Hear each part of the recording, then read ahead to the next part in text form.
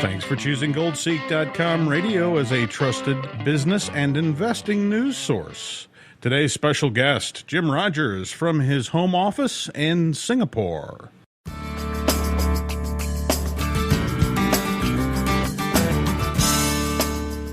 Good morning, Jim Rogers. I'm delighted to be here, Chris. Good evening to you. Thank you. And the global currency turmoil certainly intensified. Last Thursday, we saw that surprise decision apparently involved a policy that was a 3-year-long peg to the euro currency. The move sent the franc soaring. My broker, FXCM, currency broker, required a bailout. Hundreds of millions of dollars were lost. Tell us how you saw this coming way back in 2013. Mainly, Chris, because it was illogical. It could not work, despite, the problem these days is central banks think they're smarter than all of us. They think they're smarter than the market. And therefore, they think if we say it, it's going to work. But it doesn't. Just because Ben Bernanke or Janet Yellen says something, they're nothing more than academics. And suddenly they get these jobs and people think they must know something, but they don't.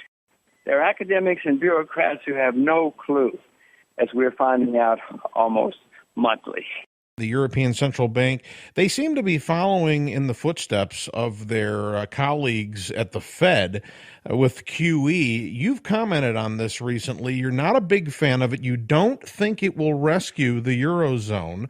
Tell us why the whole edifice could fall down. Was it based on a shaky foundation? Of course it is. You just because you print money does not mean that you have solved the fundamental problems that exist in your country or in any country. A major problem these days is there's staggering debt everywhere, and the debt is going higher and higher and higher. Printing money and incurring more debt is not going to solve the problem. One reason the world is having problems growing is because there's this huge debt overhang. Chris, anybody who's got debt, no matter how hard they work, a lot of their work goes towards paying off the debt and the huge debt burden that you're carrying with you. So that's one basic problem here, and nobody's solving that problem. Every country in the world, especially the ones that talk about austerity, they're not cutting their debt. They're all increasing their debt. We have a huge problem in the world, which we're papering over, but paper is not going to solve the problem of too much debt, absurd regulations, absurd controls, and problems, fundamental problems in the world economy. They're trying to fight fire with fire, but unfortunately, this type of inferno only gets worse. It's like throwing water on an electrical fire.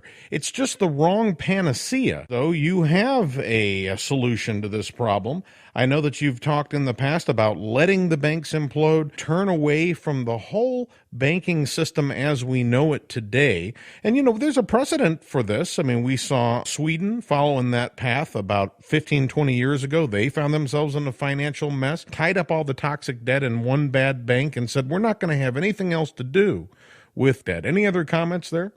Well, it's astonishing to me, and it is astonishing to me that the banks and the government, the central banks and the government said we have a problem caused by too much debt and too much spending. So our solution is more debt and more spending.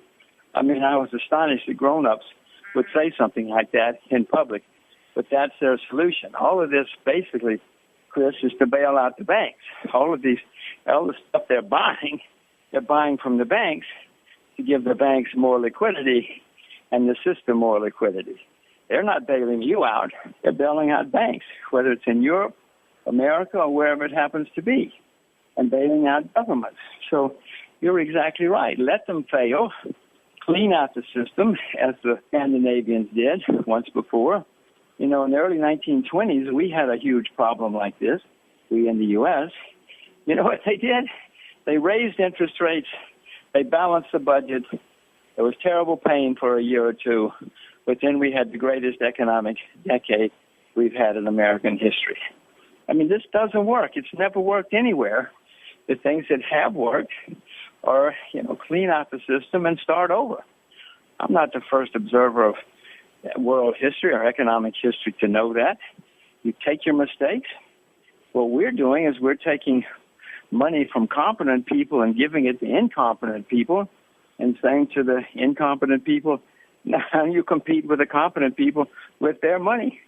I mean, I just can't say these words out loud myself.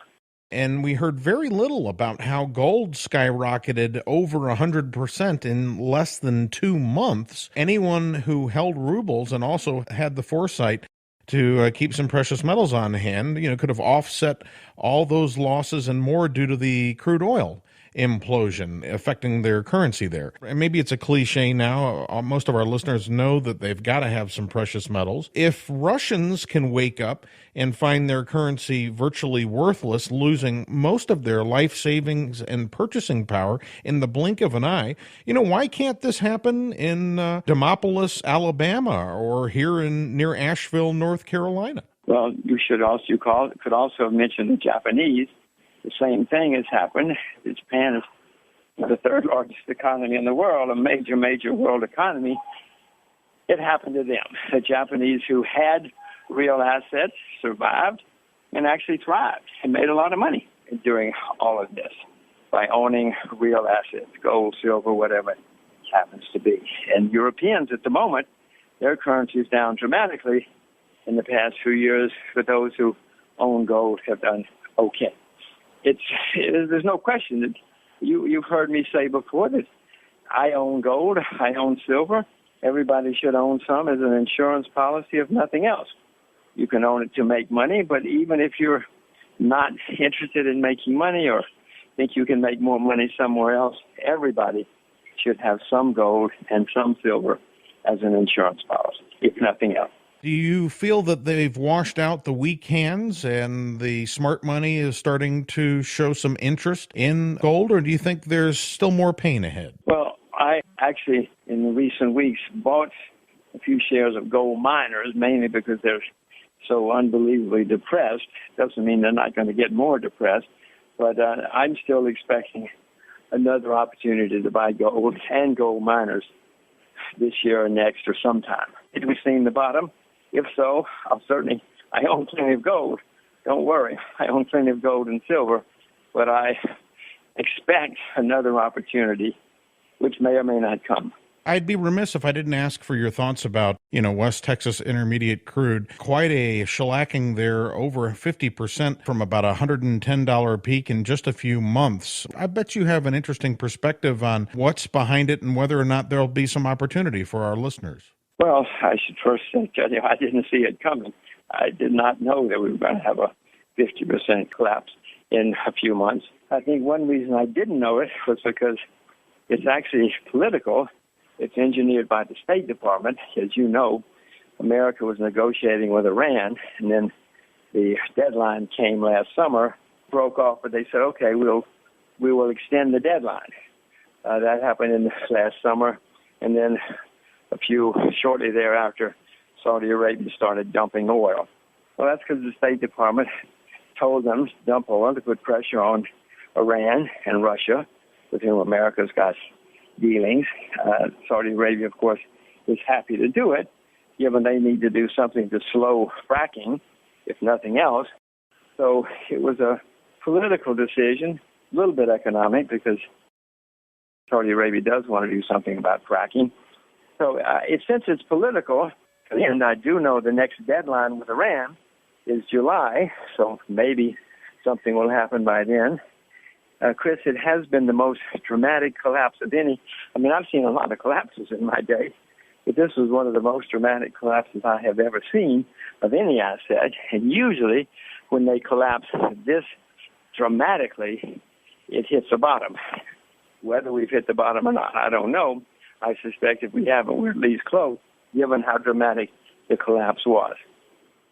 And as you know, the world has been consuming more than it has been producing from except for fracking. All the other oil in the world is being consumed faster than it's being produced to this day. Fracking, of course, is very short-lived wells, but they came on for a variety of reasons. Now they, of course, are going to have bankruptcies in the fracking business because the wells produce essentially produce everything within 2 years. So you don't have long lives with those wells. And as far as, quote, punishing Russia for an incursion, that was all engineered by America. I mean, we've got recording, the world has recordings and everything else, where America, the State Department, set out to have a coup in Ukraine, overthrow the government, and bring in a government. I mean, it's all started with us, and now, of course, we've got great PR, and the American press follows Washington and what they say. But the world knows, has plenty of documentation, that this illegal coup was engineered by the U.S., and unfortunately, it's backfired for us, for the U.S. Now we're the ones who are suffering, and we're trying to blame it all on the Russians. Last question. You tend to give listeners an idea of what's starting to pique your interest in the markets, usually 3 to 6 months before anyone else thinks of it. Anything on your radar screen that you'd like to share with the listeners? Well, I want to buy Russia. I'm not buying at the moment. I want to buy more China. I want to buy Japan, more Japan. I want to buy agriculture, more agriculture. There's not anything really new that I have bought. I said I bought a little while ago some gold miners just because they were depressed so much. But no, I cannot think of anything that is very exciting. I don't make, Chris, I'm a pretty simple person. I don't change my views very often. I try to find things that are cheap where there's change taking place, and then I try to own them for years. So I'm not much for stockbrokers. Don't particularly like me because I'm not very active. Well, Jim Rogers, we thank you so much for your investment outlook. Thank you very, very much.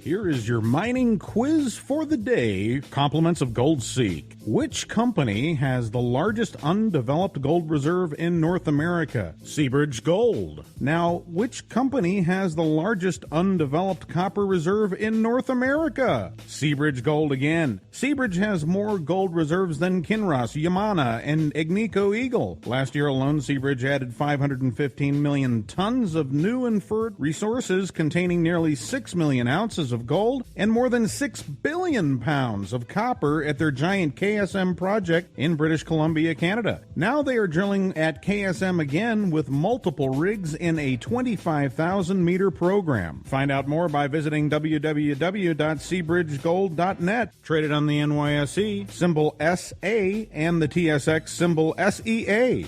GoldSeek employees may or may not own shares. Nothing contained herein should be construed as investment advice.